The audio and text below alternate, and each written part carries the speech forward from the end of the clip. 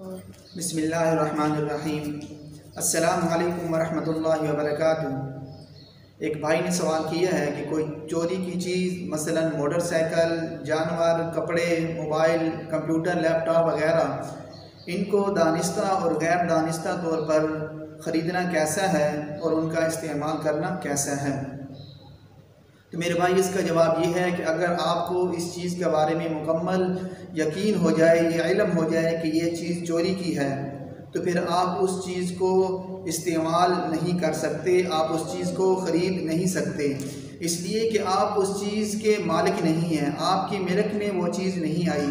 जब आप उस चीज़ के मालिक नहीं बनते तो फिर आपके लिए उस चीज़ का ख़रीदना, उस चीज़ का इस्तेमाल करना ये भी दुरुस्त और जायज़ नहीं होगा।